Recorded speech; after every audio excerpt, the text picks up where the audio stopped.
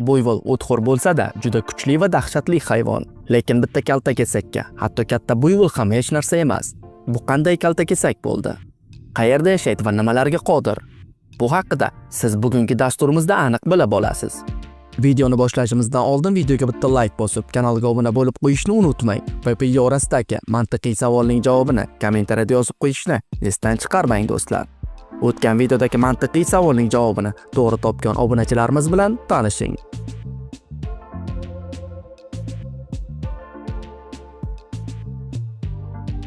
Biz kaltakesaklar haqida gapirar ekanmiz. Odatda miyamizda qayerlardadir o'rmalab yurib, odamlarga xavf tug'dirmaydigan kichik kaltakesak ko'z oldimizga gavdalanadi, shunday emasmi? Biroq kaltakesaklar turli xil bo'ladi. Ulardan biri kamot varani yoki kamot ajdarhosi nomi bilan mashhur. Ulkan qotil va hozirda yashayotgan kaltakesaklarning eng kattasi. Kamot varanlar uzunligi 4 metrdan oshishi va og'irligi 130 kilogramga yetishi mumkin. O'rtacha statistikaga qaraganda bu tur vakillari kichikroq, ammo ular ham o'lchamlari bilan hayratga solishi tayin. Yovvoyi tabiatda bu ajdarho faqat Indoneziyaning mahalliy orollarida istiqomat qiladi. Oldinlari Avstraliya tomonlarida ham uchratish mumkin bo'lgan. Kamot varanlari faqatgina ajablanarli ko'rinishga ega emas, aql bovar qilmaydigan kuchga ham ega. U kuchli himoyalangan dumi bilan urgani, dushmanini oyoqlarini sindirishi, nokautga uchratishi, hatto o'ldirishi ham mumkin. Barcha indoneziyalik hayvonlar bu kaltakesaklardan qo'rqishadi, chunki u hududining eng yirtqichi hisoblanadi. Bu degani, unga hech qaysi hayvon ov qilmaydi, lekin kamot varani xohlaganiga ov qilishi mumkin va yana u yirik o'ljalarni xush ko'radi. Video boshida aytgan buйволlarim uning eng yaxshi ko'rgan taomlaridan biridir. To'g'ri, ular dunyodagi eng katta Afrika buйволlari bo'lmasligi mumkin, lekin mahalliy Osiyo buйволlari ham kichkina emas. Buйволlar bolalarini u qiyinchiliksiz yeb qo'yadi. Kaltakesak hujum qiladi, tishlaydi, ba'zida butunligicha yutib yuborishi mumkin. Yutib yuborish so'zini bu ajdarho juda ham yaxshi ko'radi. Bu uning ovqat tanovul qilishdagi eng yaxshi usuli hisoblanadi. Katta buйволlar bilan esa vaziyat boshqacharoq. Kamot varani katta o'lchalarga ortdan kelib hujum qilishi yoki jang vaqtida tanasining boshqa joylaridan tishlashi mumkin. Shundan so'ng kamot varani kutadi. Gap shundaki, uning tishlashi zaharli bo'lib, tishlashi orqali zaharning o'ljasini tanasiga yuboradi. Va zahar o'lja tanasiga tarqalib, uni holsizlantirgandan keyin uni bemalol jonsizlantiradi. Tishlashdan so'ng varan o'z ishlari bilan ketishi ham mumkin. O'ljani yo'qotib qo'yishi haqida gap bo'lishi mumkin emas. Chunki kamot varanining hid bilish qobiliyati juda yaxshi rivojlangan va u bemalol o'lgan o'ljasini topa oladi. Agarda ular kutishni xohlamasa, buйволni o'sha joyini o'zida tinchitib qo'yishi mumkin. To'g'ri, bu uchun odatda bir emas, bir nechta do'stlari kerak bo'ladi. Biri o'zi bo'lib yirik o'ljani yengish oson ish emas. Mahalliy buйволlar ularning kuchlarini yaxshi bilganligi sababli ular bilan to'qnashuvlardan qochishni afzal ko'rishadi. Qachonki varanlar ko'p kuch ishlatishni xohlashmasa, ular nisbatan kichikroq o'ljalarga, masalan mahalliy echkilar va kiyiklarga ov qilishadi. Ularni ovlash buйволlarga nisbatan ancha oson, lekin bu o'ljalar ham o'zini osonlikcha ushlatmaydi. Bu ham muammo emas. Bizning varan anoyilardan emas, o'zining zirhli tanasidan tashqari, unga yaxshigina tezlik ham nasib qilgan.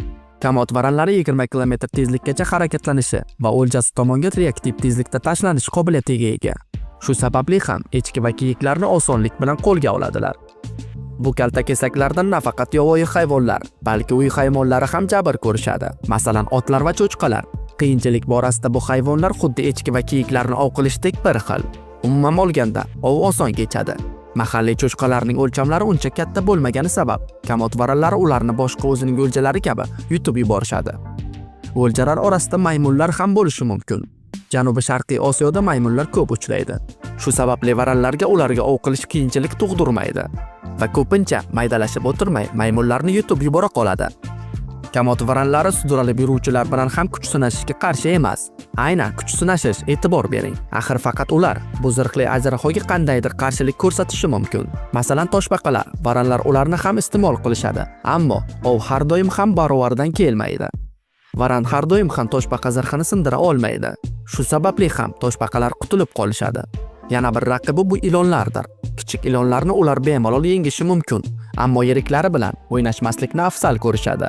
O'sha zaharli kobralar bilan to'qnash kelish ham varan uchun yaxshi fikr emas, lekin ular orasida to'qnashuvlar bo'lib turadi va to'qnashuvdan ko'pincha o'zining o'lchamlari sababli varanlar qo'li baland keladi va nihoyat kamot varanlari timsohlar bilan orani ochiq qilishlari mumkin. Menimcha timsohlar varan uchun xavf tug'dirishi mumkin bo'lgan yagona hayvon bo'lsa kerak. Shu sababli ham agar varan tushlikka timsoh yegisi kelsa, kichikroq vakillarini tanlab qo'ya qoladi. Yiriklari o'zlariga muammo bo'lib qolmasligi uchun. Qisqasi varanlar yashab turgan joyida hammaga xavf tug'diradi, hatto odamlarga ham. O'zining o'lchamlari, tajovuzkorligi va zaharliligi bilan odamlarga xavf tug'diradi. Ba'zida bu sudralib yuruvchilar odamlarga hujum qilishadi. Afsuski, ba'zi hujumlar fojiali tarzda yakun topadi. Lekin bunaqa holatlar odatda o'rmon zonalarida yuz beradi. Kamot varanlari Indoneziyaning diqqatga sazovor hayvonlaridan biridir va bu hayvonlar bilan bog'liq ko'plab turistik hududlar mavjud. Bu yerda ishchilar ularning tajovuzkorligini pasaytirish uchun muntazam ravishda ovqatlantirib turadilar. Shu sabab turistik zonalarda varanlar xavfsiz va hech kimga tashlanmaydi. Asosiysi, ularni jahlini chiqarmaslik. Xo'sh, endi esa mantiqiy savolni diqqat bilan eshitib, kommentariyada javobini yozib qo'yishni unutmang. Nima yuqoriga va pastga tushadi, lekin bir joyda qoladi? Aytish kerakki, odamlar kamot varanlaridan nafaqat hayratga tushadi, balki ular uchun xavf ham tug'dirishadi. Insonlarning qishloq xo'jalik faoliyati, varanlar odatiy o'ljalariga ov qilishlari, shuningdek, brakonyerlik kamot varanlarini kundan kunga kamayib ketishiga sabab bo'lmoqda va hozirning o'zida bu tur qirilib ketuvchi hayvonlar safiga kirgan. Bundan kelib chiqsak, yirik timsohlardan tashqari bu sudralib yuruvchilarga yana bir dushman bor. Bu biz. Umuman olganda, yana bir dushmani bor. Bu uning o'zi. Ha, bugun siz varanlarning birgalikda ov qilayotgan bir nechta kadrlarini ko'rdingiz. Lekin bu ular bir-biri uchun turib beradigan do'st degani emas. Aniq qilib aytganda, ular bir-birini yeb qo'yishga ham tayyor turishadi. Bu hayvonlar orasida kannibalizm keng tarqalgan. Xuddi ularga ov qilish uchun o'lja kamdek. Qachonki varanlar ovqat topa olishmasa, bunaqa holatlar ham bo'lib turadi. Katta vakillari kichiklariga ov qilishadi. Kamot varanlari ochlikdan yoshlariga ov qilishadi. Bu juda ko'p uchraydigan holat. Olimlar hisob-kitoblariga ko'ra, ular 10% avlodlarini paqqos tushirishar ekan. Kamot varanlari shunchalik berahimki, ulardan nafaqat kichik varanlar, hatto o'zlarining bolalari ham qo'rqishadi.